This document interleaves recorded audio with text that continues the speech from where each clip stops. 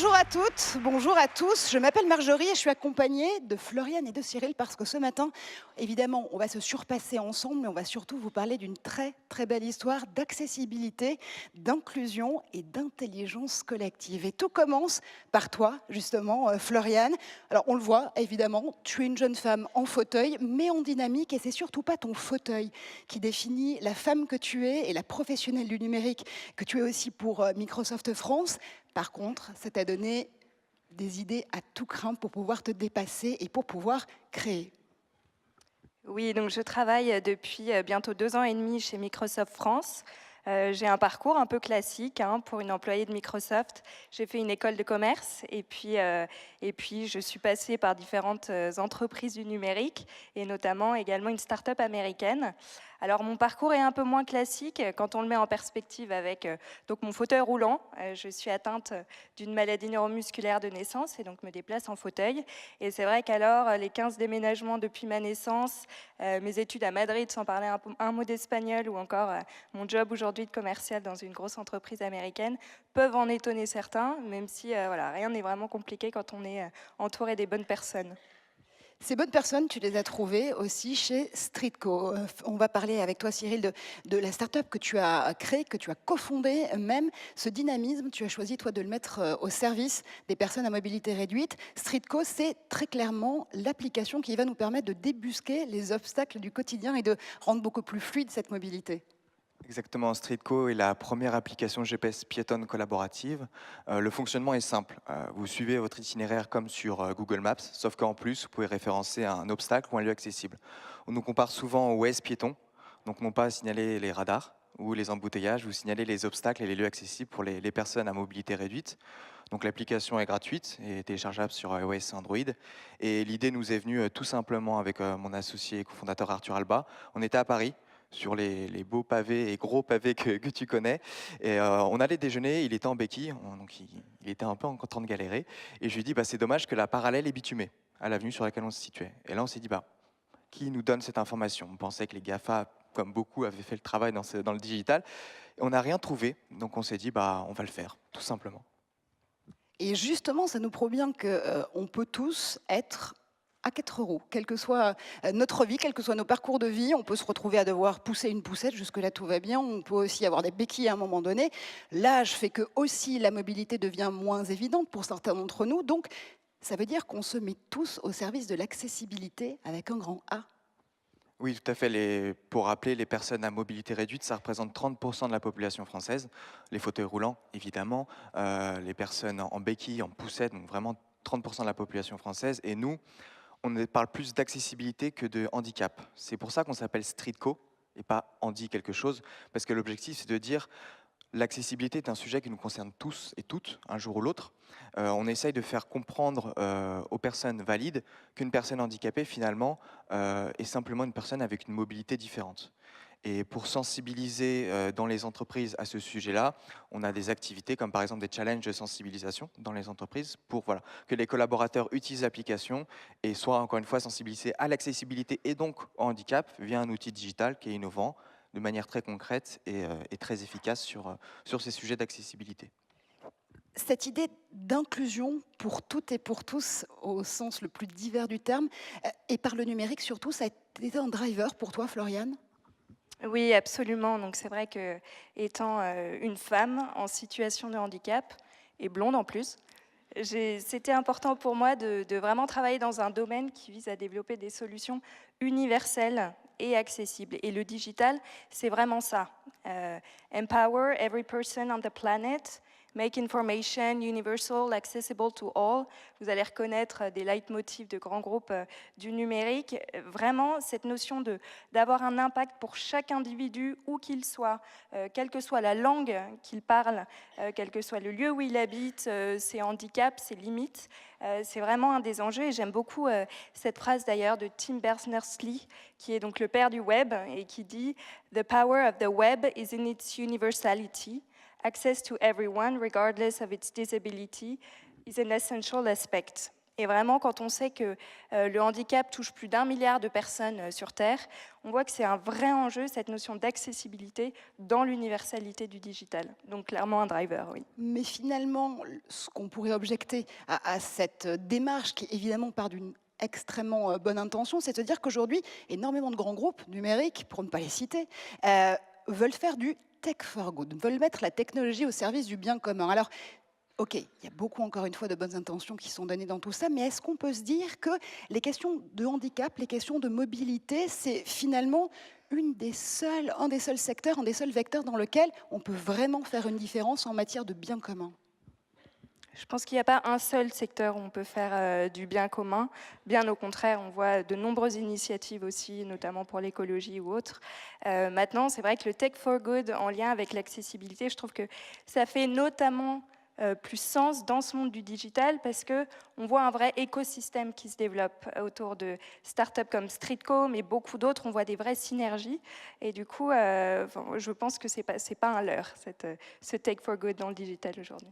Tu peux en témoigner, Cyril? Oui, c'est vrai que nous, à notre niveau, on est en train de développer une IA, donc une intelligence artificielle, pour récolter de la donnée via des photos, des vidéos, de dire bah, ça c'est un passage piéton, bien, mais il y a un obstacle, c'est tel type de revêtement.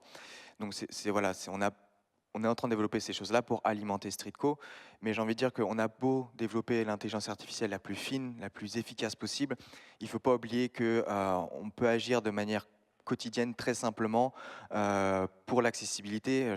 J'ai notamment en tête les vélos, trottinettes, scooters, vélos, je l'ai déjà dit, scooters, poubelles, zones de travaux, enfin tous les obstacles que vous voyez sur le trottoir.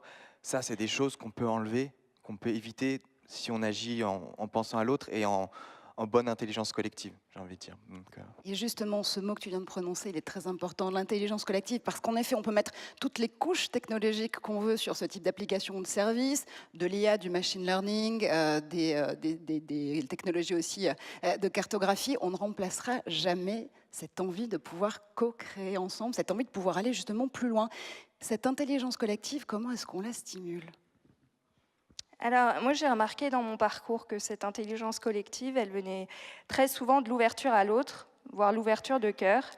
C'est vraiment l'idée de voir la pertinence de la diversité pour, comme tu disais, co-créer, co-construire. Et sans cette vision-là, de vouloir faire participer chacun, en fait, hein, à la société, comme tu le disais très justement, Cyril, on aura beau mettre les meilleurs algorithmes, remplacer des limites physiques par des plugins, ça mènera à rien. oui, pour rebondir sur ce que tu dis, c'est vrai que on prend l'exemple par exemple des personnes qui arrivent maintenant à faire des prothèses, des bras articulés avec une imprimante 3D dans leur chambre d'étudiant. À la base, c'est des gens qui ont eu envie de travailler ensemble sur un but commun, qui ont diffusé l'information en open data, et maintenant elle est accessible à tous. Donc il y a aussi une envie de penser à tout le monde pour les intégrer et pas travailler en silo. Nous, chez Streetco, quand on a eu l'idée, on s'est dit bon, on va travailler sur toutes les personnes à mobilité réduite. On voit que le scope est très très large. Donc on se dit d'accord, on travaille en bloc, on va chercher les meilleures associations, les meilleures personnes, on étudie ensemble ce qu'on peut faire et on répète le système pour toutes les personnes à mobilité réduite. Mais encore une fois, en incluant les valides. Je pense que si on s'était dit, on s'appelle Handico par exemple, et bah Streetco c'est pour les personnes à mobilité réduite, le reste vous utilisez Google Maps, ça n'aurait pas marché. Donc vraiment, essayer de concevoir des solutions pour tout le monde en prenant en compte tous les niveaux. Là on est sur la mobilité réduite, mais on peut être sur d'autres systèmes.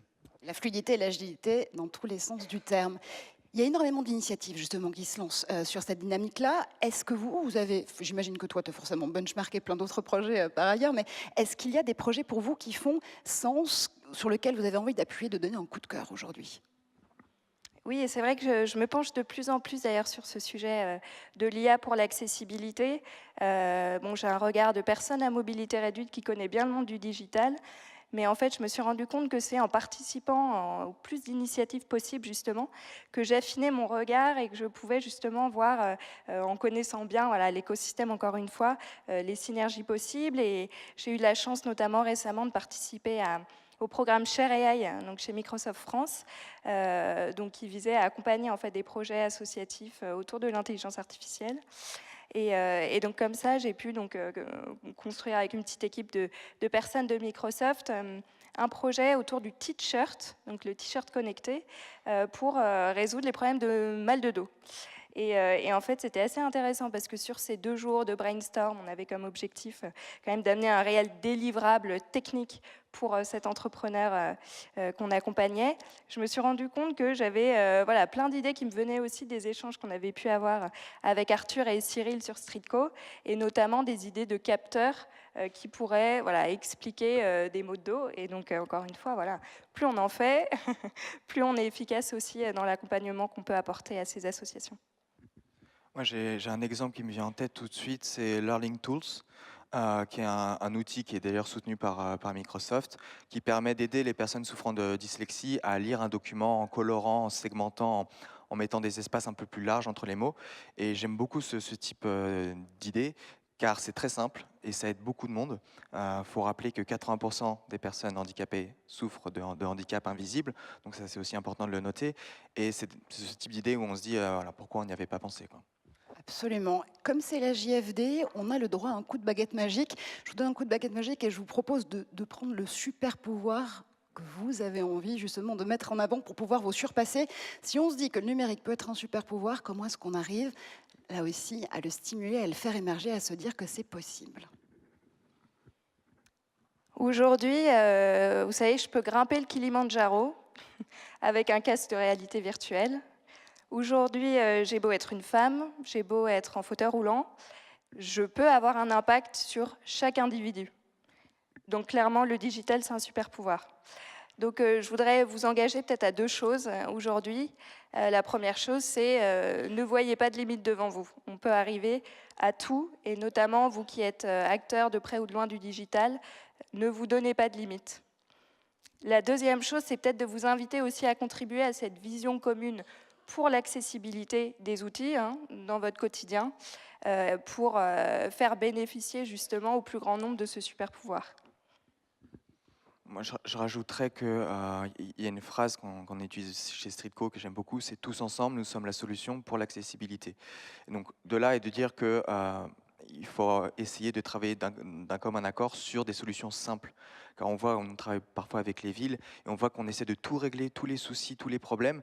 Alors que si on demande aux personnes à mobilité réduite, si on fait des études de marché, elles disent mais je comprends tout à fait que le centre-ville historique, par exemple, je sais pas, de Nice, sera jamais à 100% accessible, mais je veux avoir l'information. Donc de développer des choses simples qui peuvent servir au plus grand nombre. Donc, et ça, c'est possible si on se met tous ensemble à travailler sur le numérique.